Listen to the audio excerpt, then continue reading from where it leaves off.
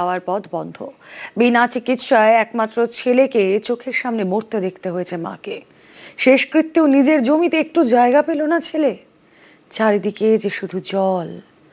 দাহ করতে হলো বাঁশঝাড়ে নিয়ে গিয়ে। মর্মান্তিক ঘটনা অসমের কেন্দুগুড়িতে।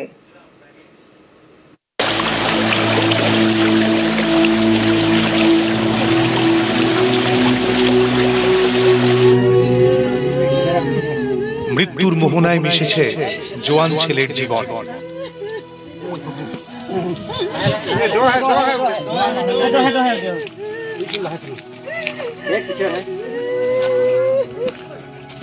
সন্তানের অকাল প্রয়াণ সহ্য করতে হয়েছে মাকে, যাকে একদিন পরম মমতায় গর্ভে ধারণ করেছিলেন। চোখের সামনে দেখতে হয়েছে তার চিরঘুমে চলে যাওয়া। কত যন্ত্রণাই তো সহ্য করতে হয়েছে, কত কষ্টই তো মেনে নিতে হয়েছে। যে ছেলেটার এখনো দু চোখ ভরে অনেক কিছু দেখার বাকি ছিল, সে কিনা শেষ যাত্রায় তার নিজের মাটিতেই কার্যত নিরাশ্রয় হয়ে রইল। নিয়তির এ কোন নিষ্ঠুর পরিহাস। জল ছলছল পথে পানসি নৌকো এগোলেই চিরবিচ্ছেদ। শেষ যাত্রা, কান্নায় গলা বুঝে আসে মায়ের।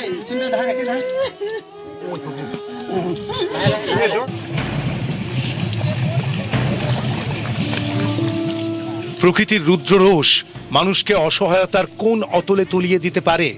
ভয়াবহ বন্যায় তার সাক্ষী হয়েছে অসম। জলস্তর নামলেও বহু জায়গা এখনো ডুবে রয়েছে।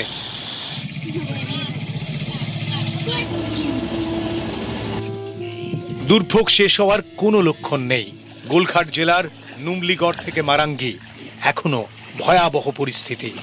ধনশিস্ত্রী নদীর জল ঢুকে একেবারে যাতা অবস্থা। বন্যা বিধ্বস্ত কেন্দুগুড়ি অঞ্চলে যা ঘটেছে তা হৃদয় বিদারক বললেও কম বলা হয়।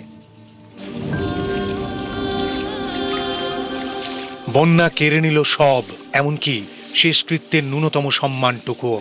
দীর্ঘদিন ধরে অসুস্থ ছিলেন নির্মল ওরাং। এই হলো তার বাড়ি। চারদিক থেকে বন্যার জলে ঘেরা। কঠিন পরিস্থিতিতে অসহায় পরিবার। 28 বছরের নির্মল ওরাংয়ের শারীরিক অবস্থার অবনতি হতে থাকলে মা তাকে হাসপাতালে নিয়ে যাওয়ার আপ্রাণ চেষ্টা করেন, কিন্তু জলবন্দি বাড়ি থেকে বেরোনোর সমস্ত পথ বন্ধ থাকায় তা সম্ভব হয়নি।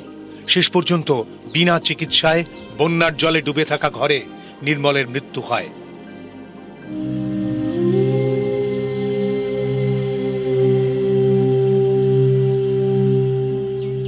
স্বামী অনেক আগেই মারা গেছেন। বাড়ির একমাত্র ছেলেকেও তিলে তিলে মরতে দেখতে হলো। তবে ছেলের মৃত্যুতেও শেষ হয়নি মায়ের যন্ত্রণা। সব জলে ডুবে থাকায় পরিবারটি বাড়ির উঠোনে শেষকৃত্য পর্যন্ত করতে পারেনি। কাছাকাছি কোনো শুকনো বা উঁচু জায়গা না থাকায় তারা বাধ্য হয়ে ছোট নৌকায় মৃতদেহ তুলে রওনা হন।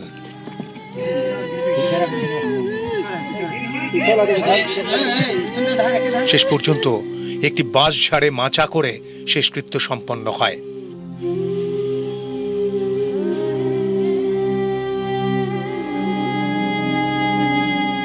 বন্যা শুধু একটি প্রাণী কেড়ে নিল না, সেই সঙ্গে কেড়ে নিল সম্মানের সঙ্গে শেষকৃত্যের অধিকারটুকুও।